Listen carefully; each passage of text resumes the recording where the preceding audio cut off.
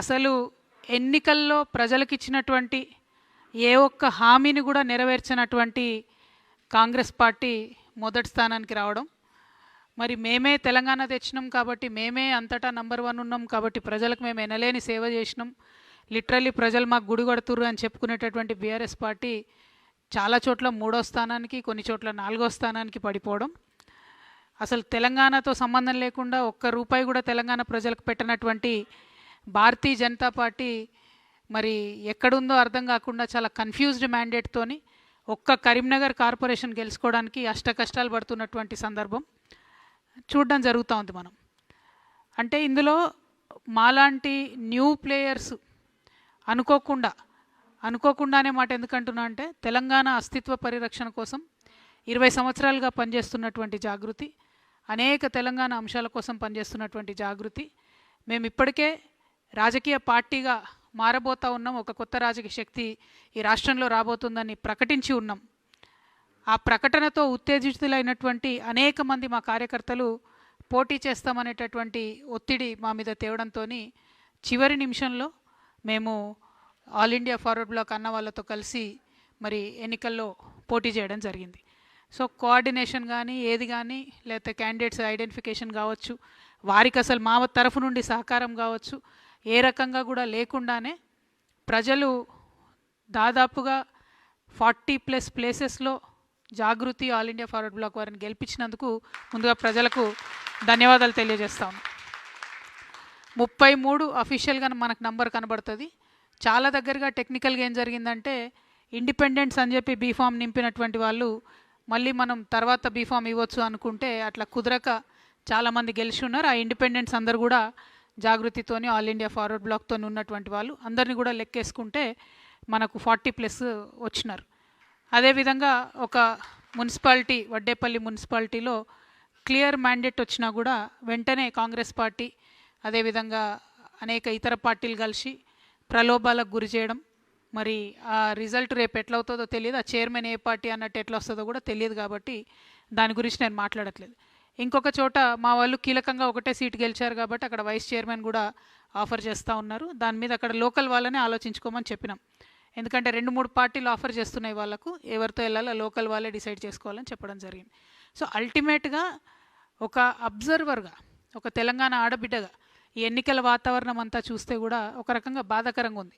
ఎందుకంటే ముఖ్యమంత్రి గారు పోయినసారి ఎన్నికలలోనే నేను చెప్పడం జరిగింది, మీరు కంప్లీట్గా చట్టాలను ఉల్లంఘించి ఎలక్షన్ కమిషన్ యొక్క అన్ని రకాలైనటువంటి పరిమితుల్ని అధిగమించి మీరు పంచాయతీలలో ఎన్నికలైనప్పుడేమో ప్రభుత్వ ఖర్చుతోని మున్సిపాలిటీలలో ప్రచారం చేస్తున్నారు, మున్సిపాలిటీలలో ఎన్నికలైనప్పుడేమో ప్రభుత్వ ఖర్చుతోని మీరు గ్రామాలలో ప్రచారం చేస్తున్నారు. ఏ రకంగా చూసినా మీరు అన్ని రకాలుగా రాజ్యాంగబద్ధమైనటువంటి చట్టాలన్నింటినీ అతిక్రమిస్తూ ఉన్నారు. దానికి ఎలక్షన్ కమిషన్ ఏమనట్లేదు, దానికి ప్రధాన ప్రతిపక్షం ఏమంటలేదు. అవి ఒక పక్కన పెడితే అసలు పట్టణాలలో కాంగ్రెస్ పార్టీ చేసిన అభివృద్ధి ఏంది అనే ప్రశ్న కూడా వేయడం లేదు. పైగా మున్సిపల్ శాఖ మంత్రిగా కేటీఆర్ గారే ఉన్నారు. అంతకుముందు నేను మున్సిపల్ శాఖ మంత్రిగా మొత్తం అన్ని మున్సిపాలిటీలని తీర్చిదిద్దినా అని చెప్పినటువంటి కేటీఆర్ గారు మరి అలా 16 స్థానాలు వచ్చినా 17 స్థానాలు రాగానే మాకు ఈ మాత్రం వచ్చుడే ఎక్కువ, ఆనాడైతే కాంగ్రెస్కి అది కూడా రాకుండా చేసినాం మేము అని చెప్పి ఆయన చెప్తా ఉన్నారు.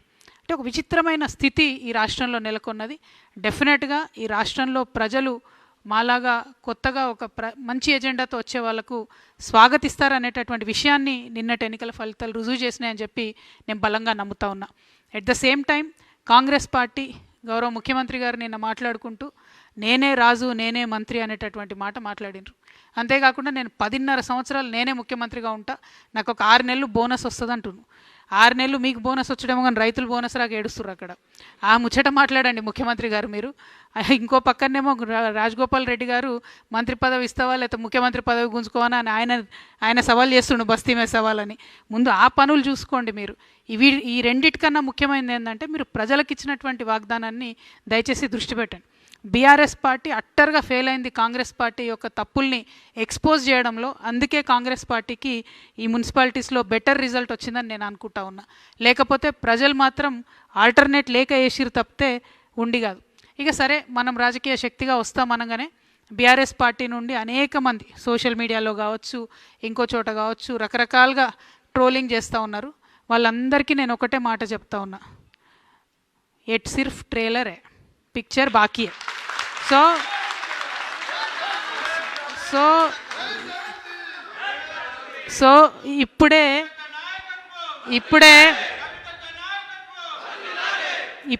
తొందరపడి మాట జారకండి, కారు కూతలు కుయ్యకండి. ఇప్పటికన్నా సరిదిద్దుకోండి. ఉద్యమకారులను పట్టించుకోలేదు. వాళ్ళ పక్షాన్ని నేను మాట్లాడితే ఎటువంటి తట్టు నా మీద మాట్లాడుతూ ఉన్నారు. మీరు పట్టించుకోకపోగా కాంగ్రెస్ ఇస్తానన్న వాగ్దానాలు నెరవేర్చడం కోసం నేను మాట్లాడితే ఉల్టా నా మీద మాట్లాడితే ఏమవుతుందంటే గిట్లనే అవుతుంది రిజల్ట్. కాబట్టి సరి చేసుకోండి, మీ పద్ధతులు సరి చేసుకోండి, ఆరోగెన్స్ తగ్గించుకోండి, ప్రజల మధ్యలో ఉండే ప్రయత్నం చేయండి. At the same time Congress పార్టీని కూడా మేము డిమాండ్ చేస్తూ ఉన్నాం. ఏవైతే హామీలు మీరు ఇచ్చారో అవి నెరవేర్చడానికి మీకు ఒక అసెంబ్లీ వస్తూ ఉంది. ఇప్పుడు అసెంబ్లీ పెడతా ఉన్నారు బడ్జెట్ సెషన్. అందులో అన్నీ కూడా మీరు హామీలు నెరవేర్చాలని చెప్పి నేను కోరుతా ఉన్నాను. ఇంకొక విచిత్రమైన పరిస్థితిని మనం గమనించాం. ఇక్కడ ఒక్కొక్క మున్సిపాలిటీలో ఒక్కొక్క రకమైన పొత్తు.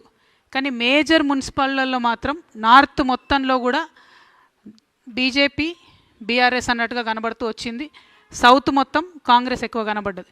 నేను ఇదివరకు కూడా చెప్తూ వచ్చిన నా పొలిటికల్ అబ్జర్వేషన్ ప్రకారం బీజేపీ బీఆర్ఎస్ పొత్తుకు ఇది తొలి మెట్టుగా నేను భావిస్తూ ఉన్నా. మరి ఇక్కడ నుంచి ఎట్లయితుంది ఏంది అన్నది అబ్జర్వ్ చేస్తూ ఉండాలి. కానీ తొలి మెట్టుగా నేను భావిస్తూ ఉన్నా. ఇంకొక మాట కూడా నేను చెప్తా ఉన్నా. నిన్న కేటీఆర్ గారు మాట్లాడుతూ సిపిఐ పార్టీ కార్మికుల హక్కుల కోసం బాగా పనిచేసింది కాబట్టి కొత్తగూడెంలో నేను ఓపెన్ ఆఫర్ ఇస్తున్నా అని చెప్పారు. అంటే బీఆర్ఎస్ పార్టీ ఎంత దుస్థితికొచ్చిందంటే, మనం ఇదివరకు సిపిఐ సిపిఎం పార్టీని తోక పార్టీ అనేది బీఆర్ఎస్ వాళ్ళు. అంటే ఇప్పుడు ఆ తోక పార్టీకి తోకగా మారిపోయింది బీఆర్ఎస్ పార్టీ. వాళ్ళు అడగనే లేదు, వీళ్ళే ఓపెన్ ఆఫర్ ఇచ్చి మేమే ఇస్తాం పొత్తు అని చెప్తారు. కానీ ఇక్కడ నాకున్న అభ్యంతరం ఏంటంటే, సిపిఐ పార్టీకి సంబంధించి ఏఐటియుసి వాళ్ళు సింగరేణిలో అన్ని హక్కులను కూడా పొడగొట్టిరు. కార్మికులకు ఉన్నాయి, ఒకటి కాదు రెండు కాదు, లెక్క పెడితే ఒక 20 హక్కులు కార్మికులకు ఉన్నాయి, పోగొట్టిరు వాళ్ళు. మొన్న నైని కుంభకోణం జరిగితే వాళ్ళు ఒక్క మాట కూడా మాట్లాడలేదు. వాళ్ళతో వీళ్ళు పొత్తు పెట్టుకుంటా అంటారు. ఇంకొక మాట, ఇదే సిపిఐ సాంబశివరావు గారు అసెంబ్లీలో నిలబడి కాళేశ్వరం విషయంలో కేసీఆర్ గారిని బీఆర్ఎస్ పార్టీని ఎన్ని మాటలు అన్నారో కేటీఆర్ గారు ఒకసారి చూడాలి. చూసినాక కూడా పొత్తు ఓపెన్ ఆఫర్ అంటే మరి ఆయన చేసిన ఆరోపణలన్నిటికీ బీఆర్ఎస్ పార్టీ ఒప్పుకున్నట్టు అవుతుంది. ఒకవేళ లోకల్గా ఎక్కడన్నా వాళ్ళది వాళ్ళు సరి చేసుకోవడం వేరు, కానీ బీఆర్ఎస్ యాజ్ ఎ పాలసీ సిపిఐతో మేము పొత్తు పెట్టుకుంటున్నాం, అది కూడా కార్మికుల హక్కుల కోసం అంటే మాత్రం ఇది నయవంచన. ఎందుకంటే సిపిఐ పార్టీ కంప్లీట్గా కాంగ్రెస్తోని మిలాఖత్ అయి ఉన్నది. ఈ 2 ఏళ్ళుగా వాళ్ళతో ఉన్నారు. మెడికల్ బోర్డు ఒక్కరోజు కూడా పెట్టలేదు సింగరేణిలో. సిపిఐ మాట్లాడదు, బీఆర్ఎస్ మాట్లాడదు. మళ్ళీ మాట్లాడితే జాగృతి మాట్లాడాలి, లేకపోతే హెచ్ఎంఎస్ రియాజ్ అన్న మాట్లాడాలి. అంటే కార్మికుల హక్కులు వాళ్ళకి అవసరం ఉన్నప్పుడు మాట్లాడరు, కానీ మీకు పొత్తులు వచ్చినప్పుడు ఒక కవరింగ్ లెక్క, ఒక షీల్డ్ లెక్క మాత్రం కార్మికుల హక్కులు అని మాట్లాడుకుంటే కార్మికులు నమ్మరు. సింగరేణిలో కూడా ఎన్నికలు వస్తున్నాయి, దాంట్లో కూడా జాగృతి హెచ్ఎంఎస్ పొత్తు ఉంటుంది.